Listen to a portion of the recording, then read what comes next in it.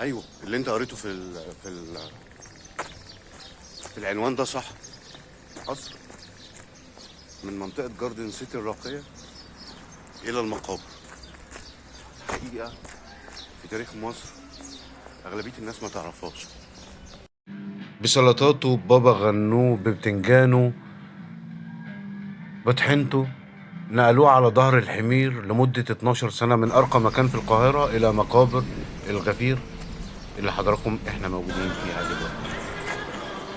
القصر ده في البداية كان في جاردن سيتي، المنطقة الراقية على النيل، وكان اسمه القصر العالي نظرا لجماله الشديد. والقصر ده عقدت فيه أول جلسة لمجلس المشورة اللي أصبح بعد ذلك مجلس الشورى برئاسة إبراهيم باشا ابن محمد علي سنة 1829.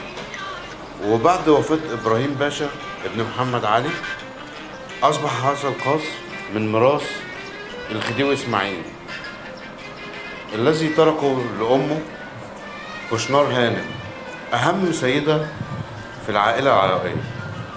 كشنار هانم كانت بتجمع في القصر ده أساسات ومتعلقات جامع الرفاعي زي المنبر ودكة المبلغ لمدة 25 سنة.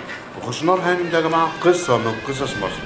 بعد وفاة الأميرة خشنار هانم قررت الحكومة بيع القصر، بيع أنقاض القصر لبناء قصور وفيلات مكانه والاستفادة بمساحة القصر الكبير. وعرضت الحكومة ببيع أنقاض القصر في مزاد عالمي فاز به أحد التجار الأثرياء وهو الشيخ علي الوقاد. وقد تم بيع أنقاض القصر ب 700 جنيه مصري.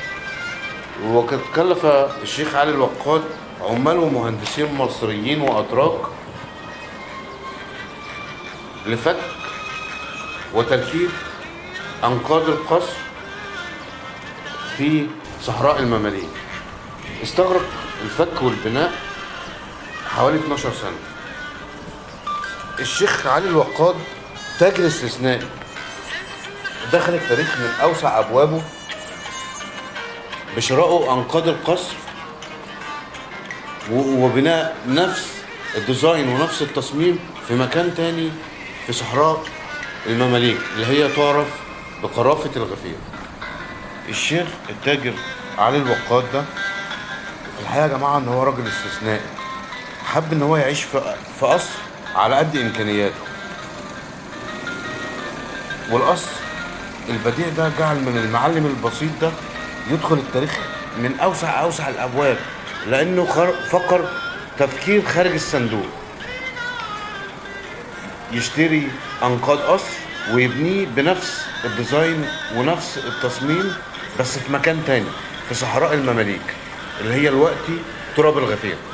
تم نقل حجارة القصر ده وشبابيكه وبيبانه واخشابه لمدة 12 سنة على الدواب، الحمير يعني والدواب لمدة 12 سنة. وكان في ناس مهندسين مصريين وإيطاليين وأتراك بينقلوا الحاجات دي. القصر ده دلوقتي يا جماعة هو يعتبر قصر أثري،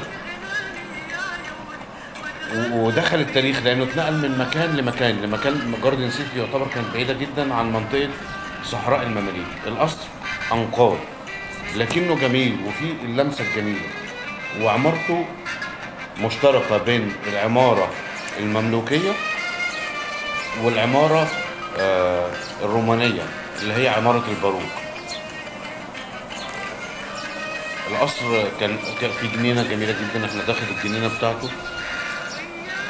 هو أنقاض لكن أثر تم نقله من مكان لمكان. وفي بلادنا العربية ما بيحصلش الموضوع ده كتير، ما بيحصلش ان تنقل قصر بنفس التفاصيل ونفس الديزاين بتاعه من مكان لمكان، وخاصة في الزمن ده سنة 1908 كانت المسافة بعيدة جدا بين جاردن سيتي وصحراء المماليك. صحراء المماليك دي مليانة بالآثار المملوكية، فيها مسجد كبير وخانقة للسلطان برقوق وقايتباي يعني. وكان مكان الصحراء دي كانت ملعب كرة قدم كبير للأمراء المماليك، بيلعبوا فيه كده لعبة مشابهة للعبة الرجبي أو الجولف، بس هم كانوا بيلعبوها بحصان ورمح وتنشيل وحاجات كده. وكان بيبقى موجود في الميدان اللي هو في صحراء المماليك دي عدد كبير جدا من الجماهير مشابهة لجماهير كرة القدم اللي موجودة دلوقتي. الأصل زي ما قلت لحضراتكم هو أنقاض عواميد مملوكية وعواميد رومانية من عمارة الباروك. العواميد في الواجهة من أجمل ما يكون، واحد مملوكي وواحد روماني. وقصة من أجمل قصص مصر في عملية فك وتركيب القصر الجميل ده اللي هو في داخل أنقاض، لكن مازال واجهة القصر الحقيقية اللي كانت موجودة سنة 1905 ما زالت موجودة إلى الآن.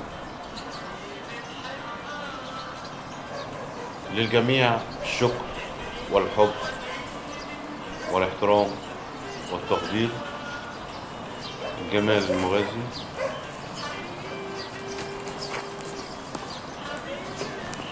يوم في مصر.